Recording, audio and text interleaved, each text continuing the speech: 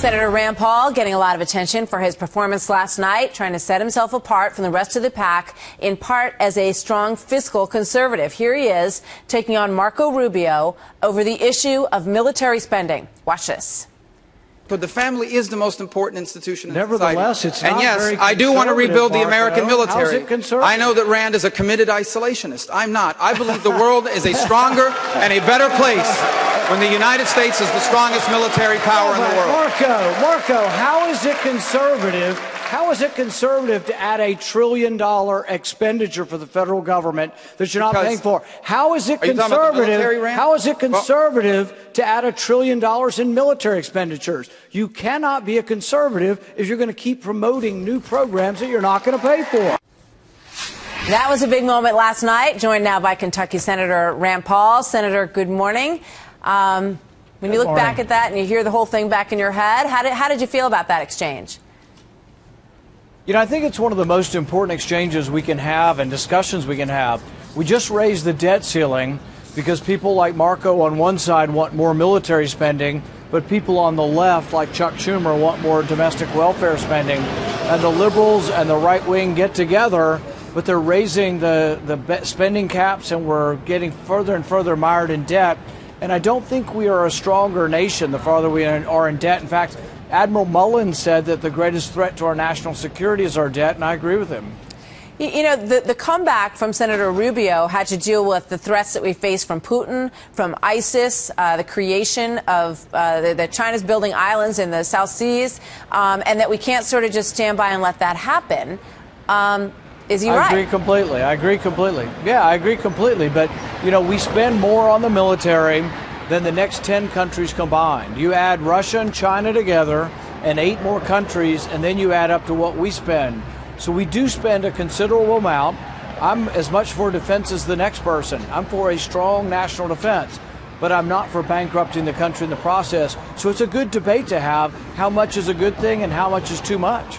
You know, it sort of felt at moments last night, and, you know, correct me if you think I'm wrong, that we were seeing the old Rand Paul, that you were kind of getting back to your knitting, the stuff that really put you on the map and got a lot of attention across this country, and maybe, you know, that attention that prompted you to run for president. Is that fair? Do you feel like you're sort of getting back to your, you know, your secret sauce, so to speak?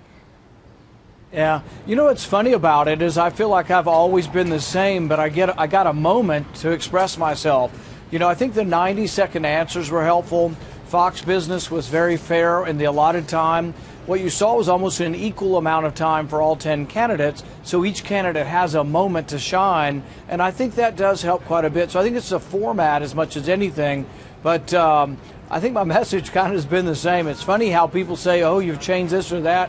But I've always been somebody who, for the number one cause for me to run for office was the debt. And I think it's the number one thing that threatens our country. But didn't you at some points sort of temper your language along the way when it came to the issue of being isolationist? You know, sort of having to say that you think that you have to engage with enemies, you know, when they present a threat to this country. And it felt like so go ahead. Is that fair? Well, I've spent a lot of time counteracting what I think is a wrong description because I'm not an isolationist. So in counteracting that, a lot of people say, oh, well, he's the opposite. Well, really, there's a spectrum from being never involved to being involved all of the time. And I've always said I'm more towards the middle, that there are times we will have to be involved. I would have voted to go to Afghanistan, you know, so it's not that I'm not for being involved. I'm also for being engaged diplomatically and for trade. So in some ways, the description is an inaccurate description, but it doesn't mean that I'm in love with most of the intervention in the Middle East. And I've always consistently said that toppling secular dictators over there has led to chaos and the rise of radical Islam. Let me ask you this. You know, what do you think about the sort of show of force that we're doing right now? We had paratroopers sort of showing what we can do in Europe over the course of the past week. And there's discussion about, you know, really upping our numbers in Europe to show Putin that he better not mess with us, essentially. Would you be in favor of continuing to strengthen our sort of presence in Europe? I think we do have obligations around the world.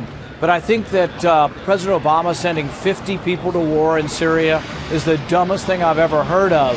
That's the most underwhelming use of force I've ever heard of. But part of it's because we haven't decided as a nation The Constitution says that Congress initiates war, and that's where we really ought to have a debate.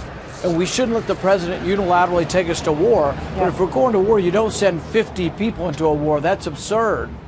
All right. So, looking at the numbers, we don't want to pull up national polls because I know that nobody feels that that's a good reflection.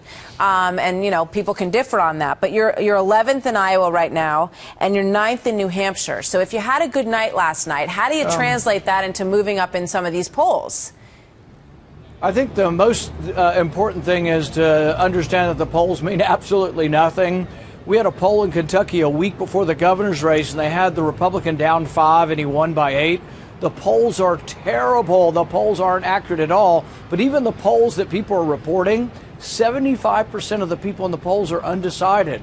So this race is wide open, and we shouldn't use the polls to discount anyone at this point. I think any one of the 8 people on the stage last night can win, and I think we ought to report on the campaigns and see what happens. All right. We will see what happens. Senator Paul, thank you. Good to see you this morning.